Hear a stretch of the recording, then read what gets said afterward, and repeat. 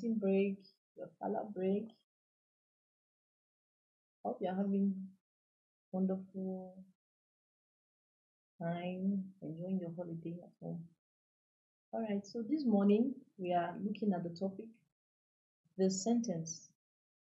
I hope that at the end of this lesson you'll be able to define what the sentence is, and then you'll be able to identify the types of sentences that we have, how you can recognize them, and how we can use them in writing and even when we speak to people. Okay? All right, so my name is Mrs. Ado Rosemary. Let's begin this lesson for the day. So what is a sentence? A sentence is regarded as the basic unit of expression in English language. And the sentence is a group of words containing a subject and a finite verb, and they must contain or convey a complete thought when it stands alone.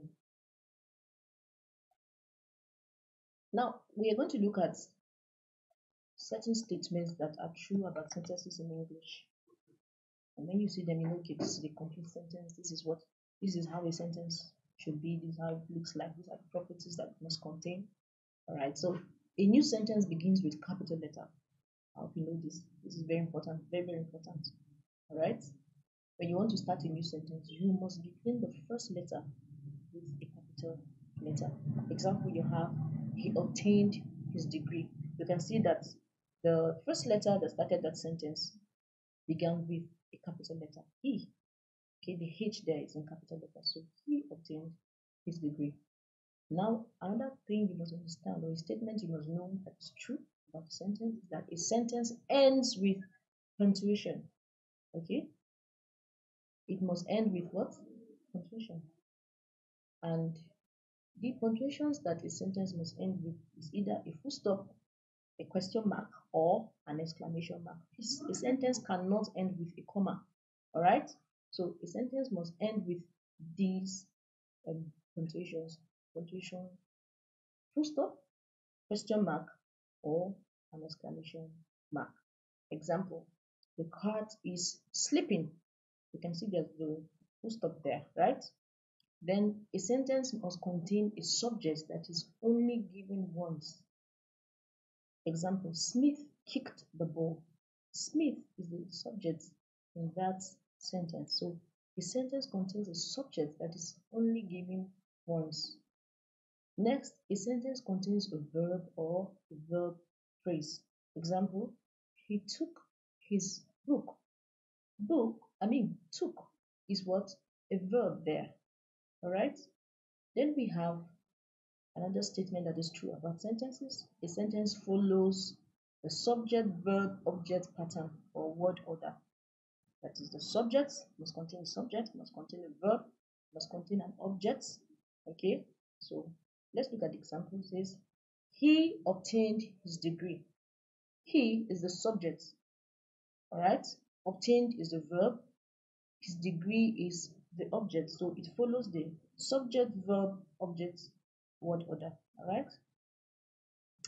Next is that a sentence must have a complete idea that stands alone.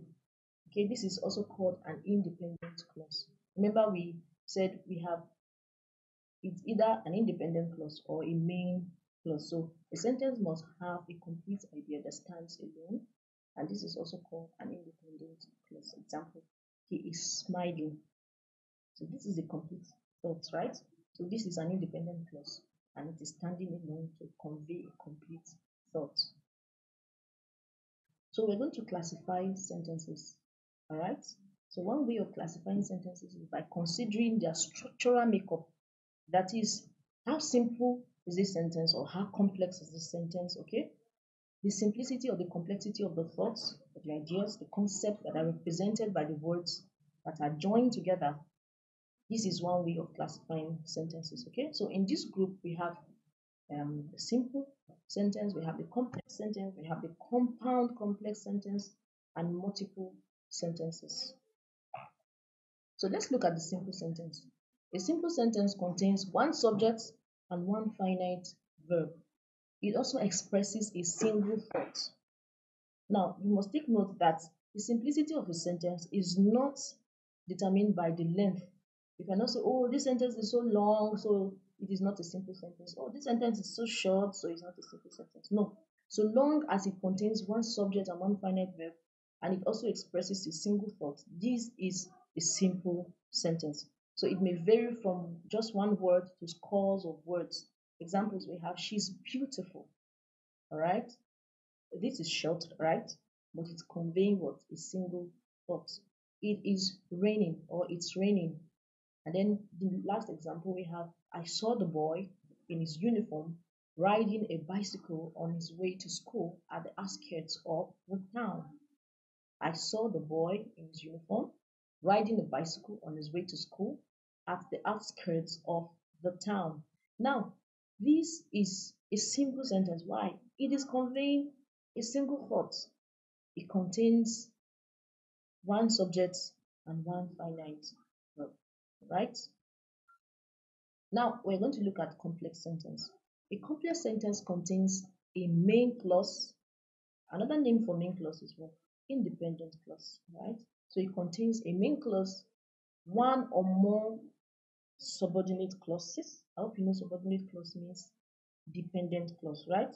Then it is joined by a subordinating conjunction. So to put this simply, it means main clause plus subordinate clause plus subordinating conjunction. So the main clause contains the main idea in the sentence, while the subordinate clause depends on the main clause for its meaning. Example, if you get there before me, reserve a space for me.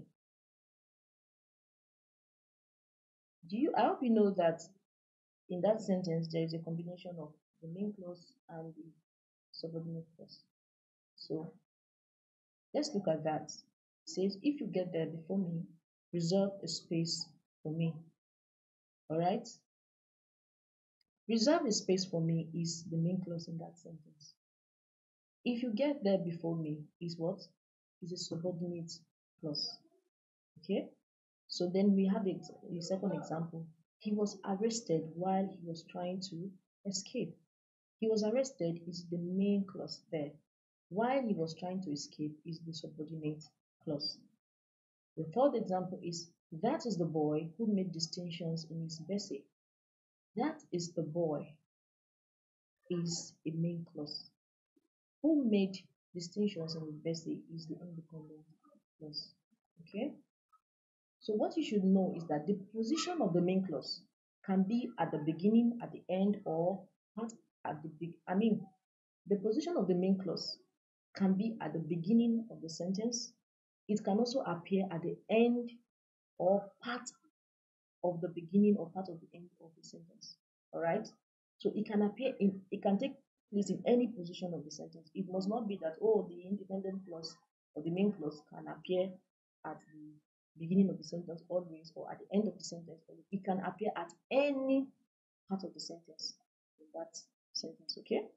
So you should take note. Just look out for the sentence that conveys the main idea of the sentence. All right. So we have examples there. Example, we have the governor lost his second big term because he didn't fulfill his electoral promises. Please look at that sentence critically. Which sentence there conveys a complete thought and can stand on its own to make complete sense? The governor lost his second big term. I think that is the main clause or independent clause there. All right. He didn't fulfill his electoral promises, cannot stand on his own to make complete sense. All right. Okay. Then we have the next example. If the rain comes early, there will be bumper harvest. Please take note in the first example that the main clause appeared at the beginning of the sentence. All right. Now, in the second example, the main clause appeared at the end of the sentence. Right? The end of the sentence there and the main clause there is, there will be bumper harvest. Look at the third example. It says, the report which was submitted by the panel is being examined. Now, something happened in this third example. The main clause it does not appear completely at the beginning of the sentence. It's broke into two parts. The main clause, you can see that it's colored in red here. The main clause says the report is being examined, but is being examined came as part of the ending of the sentence. All right, so it can be broken into bits and pieces. You just find out which one made complete sense. All right, that's why I needed to say this so that you can take note of the position of the main clause and how they appear in sentences. So we look at the compound sentence. A compound sentence is made up of two independent or main clauses. All right, so compound sentence can be formed in the following ways. Please take note, I said a compound sentence is made up of two independent clauses. Remember we said independent or main clauses are those clauses that can stand on their own, okay, to convey a complete thought. All right, so compound sentence is a combination of two main clauses or independent clauses. Now, how do we form compound sentences? They can be formed in the following ways. One of the ways they can be joined is by using coordinating conjunctions. What are coordinating conjunctions?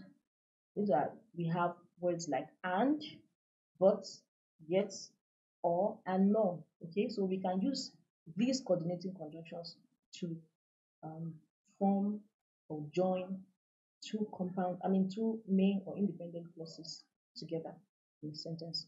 Examples we have: he worked hard and passed in flying colors.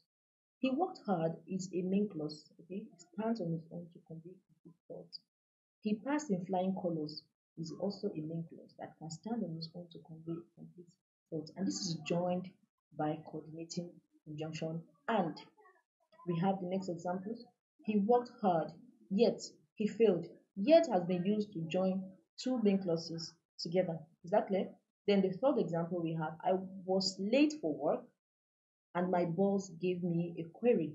My boss gave me a query is a main clause that can stand on its own. I was late for work is also a main clause that can stand on its own. And it is joined by the coordinating conjunction and. Is that clear? Good. Another way that a compound sentence can be joined together is it can be joined by correlative conjunctions.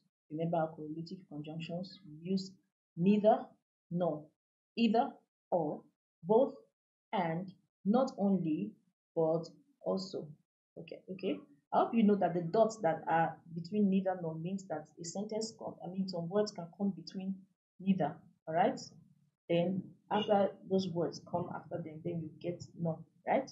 All right, so let's look at the examples. Next example says, neither the speaker nor his deputy was re-elected. So we have used the correlative conjunction neither, okay, and nor to join the compound sentence. Neither the speaker nor his deputy was re-elected. Next example, you can either pay cash or make out a cash transfer in the company's name. Both the president and many of the governors of the party were not active. So another way we can join compound sentences is we can join them by conjunctive adverbs. Examples: the children were sad they missed the bus. However, they trekked all the way to school. However is what? A conjunctive adverb. Other conjunctive adverbs we can use are although, therefore, okay, and some other examples of conjunctive adverbs. And then the last way we can join compound sentences is that sometimes compound sentences are joined by semicolons. Example: man proposes. Can you see the semicolon there? God disposes. Okay, good.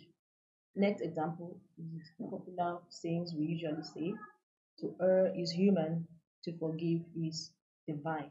All right, so this is another way that a compound sentence can be joined. It can be joined by a semicolon. All right, so this is all we're going to look at today. Next time we'll look at other classes of sentences. Okay, so I hope you have been able to understand what a sentence means, how we can use them, what they contain, and then how we can classify sentences. All right. So if you have any question, please do not hesitate to reach me at the number below. And so this is the end for today. I hope you have a wonderful day.